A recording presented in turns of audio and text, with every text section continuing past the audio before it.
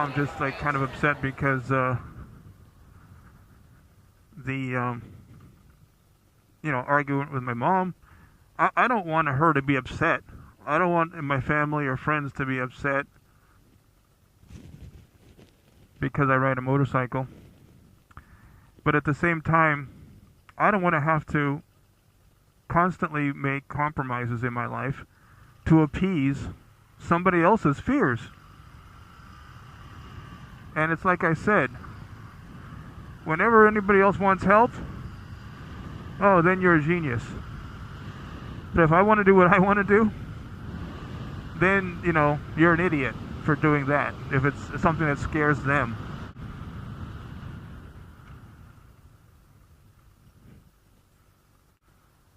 That was kind of a gnarly stop, wasn't it? Fear is the primary motivating factor for a lot of people, I think. And I don't just mean fear of like riding a motorcycle so you don't or whatever. It's fear of acceptance, fear of rejection. And, based on those fears, people do stupid things to various degrees.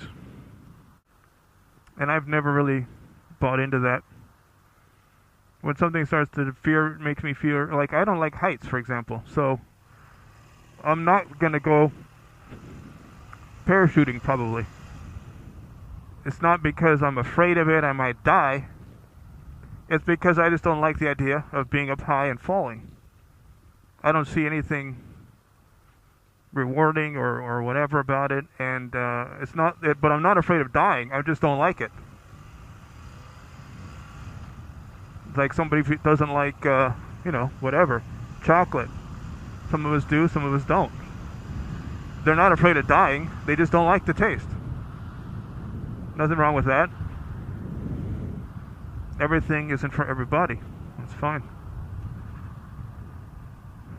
But this thing about, motorcycles are dangerous, in my little bit of research, well, I've done a lot of research in my little bit of writing history here. I can't say, oh, I've ridden for 30 years, no problem. Not the case. But I can say I've talked to a lot of people, both in person and online. And I did bother, reading and watching and trying to learn as much as I can about writing technique. And these are all things that I think it's kind of, if the person that you're talking to is automatically bought into the camp of whatever it is dangerous, don't do it. There's very little you can say that's going to make them change. You're not going to convince them suddenly it's safe, for example. So all you can really do is feel comfortable, truly, honestly, with yourself and your decision. And, if it's not safe, if you're doing something stupid that you know is not really safe, you know it. However, I've done a lot of research, and like I said, I've read a lot and watched DVDs and read books and read stuff online and all kinds of stuff to where I feel like I'm making a safe, informed decision, and I can tell that, the stuff that I've been studying is working. I'm not guessing and, I'm not sure, it still feels weird and I'm scared, and I can see that it's working. That quick stop I just made was based in combination with my own experience with a clutch type of a thing, in combination with what I learned about motorcycle behavior and braking and etc. And guess what? I stopped before the light. And I actually felt the bike trying to skid a little bit maybe, but as soon as I felt that, I got it under control again. Decided not to squeeze so hard in the front, and didn't downshift again. Maybe even letting it off the front brake a bit, push the weight back to the back tire more. I don't know. The point is, you're not going to convince anybody that it's safe who doesn't want to believe that at the least it can be a safe hobby. If someone is largely motivated by fear, then they actually, I think, tend to even look for the fear. What's scary about this? And that's how I make my decision. You know, not is it a calculated risk? Is it dangerous because it's a motorcycle? Or, which is what I really think is true, it's dangerous because people who ride motorcycles generally don't know what they're doing. Unless they haven't crashed in quite a while. The guy I bought this suit from, for example, he happened to live next, it was on eBay, but he lives near me. So I said, okay, well, can I save the 13 or whatever shipping, and we just meet somewhere in between? And he was open to that. So I meet the guy. He's this older guy. Happened to be riding a big, I think 2002 or something like that, GS, BMW GS. And he, in the course of talking, he mentions that he's never crashed in 30 years, except for one time. What happened was he was going to a friend's house. This is a story he told me. He's going to a friend's house, and as he pulls into the driveway of the friend, the whole driveway is solid gravel. But what he didn't realize was it wasn't gravel on top of asphalt. It was actually solid gravel, like deep. And his front tire, or the tires, just sunk into the gravel. The bike immediately stopped, of course, and he flew off. So he was doing who knows what, under 5 miles. You're pulling into your friend's driveway. He's not hauling ass. He's just pulling in, getting ready to stop. So let's say it was 3 miles an hour, 5 miles an hour. The bike tips over. He flies off. He's all embarrassed. Nothing happened, of course. And he says that's it. That was the only time. He thought it was a solid ground, and he just sunk into the gravel. 30 years. That was his big crash. And I've heard other people with similar stories. This is one thing that you don't hear about. You always hear about some horrible crash, oh my God, or of course the guy, my friend of a friend, or a guy I know is killed. All that kind of crap. And what you don't and you hear that, quite a bit, but what you don't hear is that some of these guys who've been driving for 10, 20, 30, 40 years, they never crash. They don't crash. And I wouldn't be surprised if a lot of the crashes people experience that end up being statistics, let's say, just as a crash, not as a death. It's another crash. I bet most of those happen within the first year to 5 years. And then I bet after 5 years or so, maybe even less, maybe even after the first 2 years, the rate of crashing drops dramatically. I have no idea. I'd love to see if that's true. I'm kind of busy right now, so I can't check for you. I wouldn't be surprised if once the person gets a little skill, they don't crash as much, and or experience, and or just kind of get smarter. Like, don't run up on vehicles that you don't know if they're going to slam on the brake or turn right. People just drive stupid. And people drive stupid no matter what. It has nothing to do with a motorcycle. I bet those people were terrible car drivers too. It's just that if they do dumb things, they're not punished severely. The thing about a motorcycle is, it punishes stupidity with extreme prejudice, shall we say.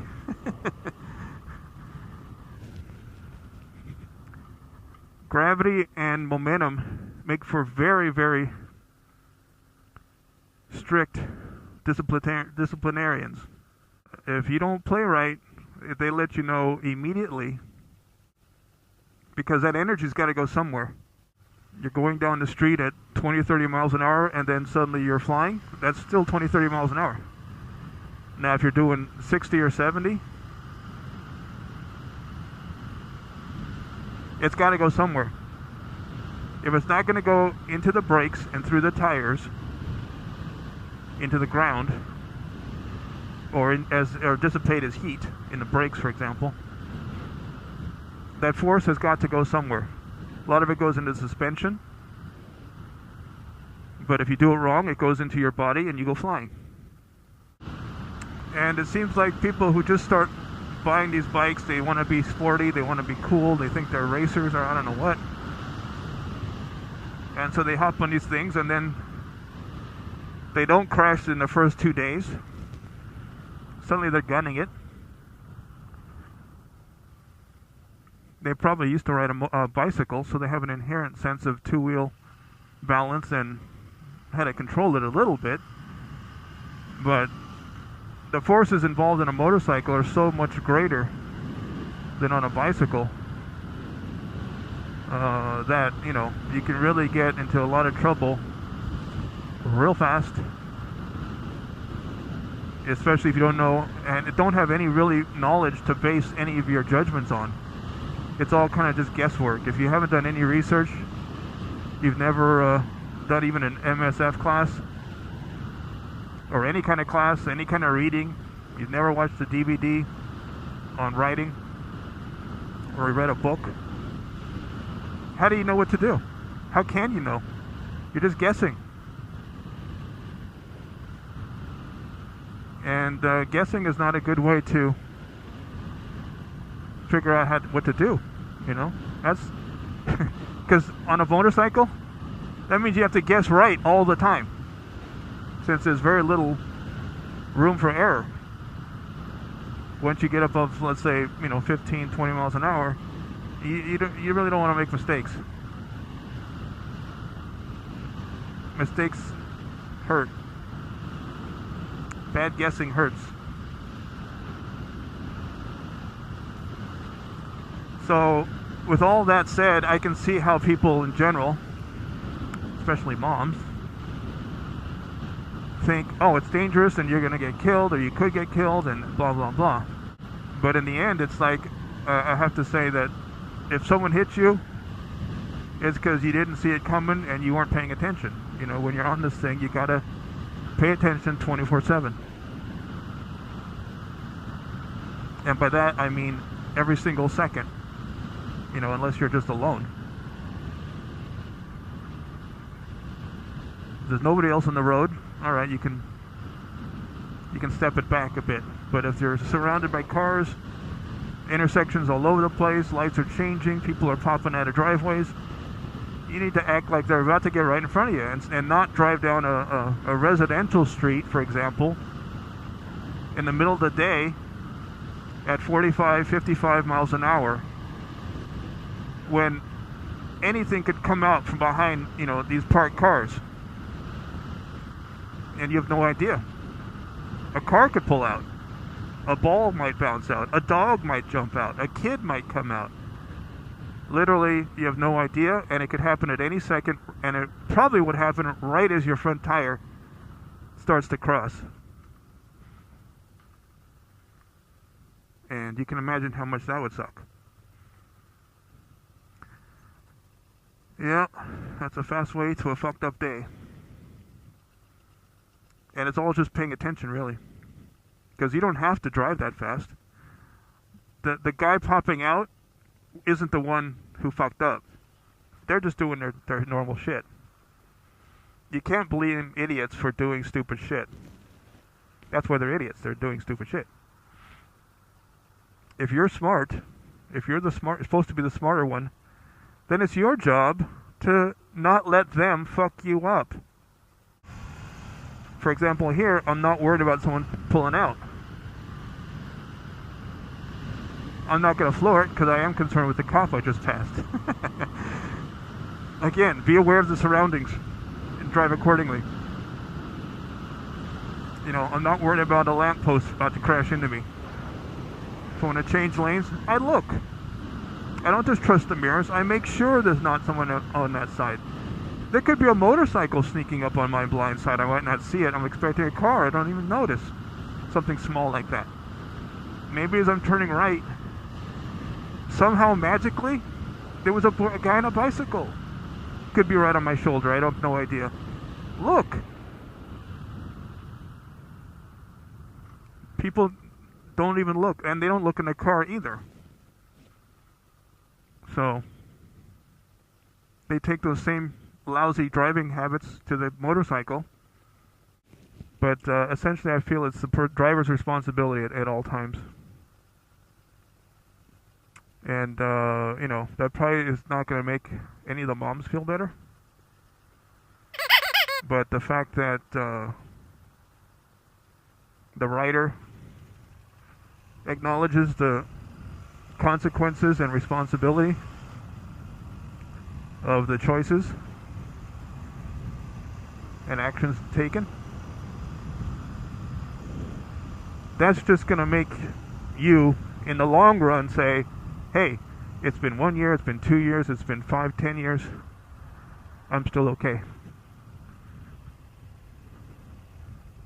You know, the worst accident I ever had was when I was in the garage and the bike fell off the kickstand or something. Haha, it's all fun. But why? It's because you're not acting like an asshole and driving around in a manner that may hurt yourself and others.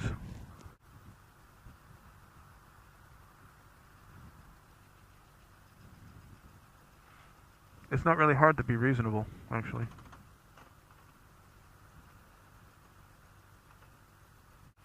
Like, see, I parked on that turn just now, this corner, but I decided to keep my indicator on, just as a little way of getting a little more attention.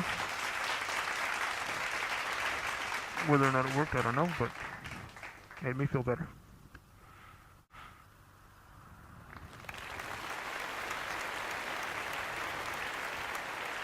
We'll talk more later.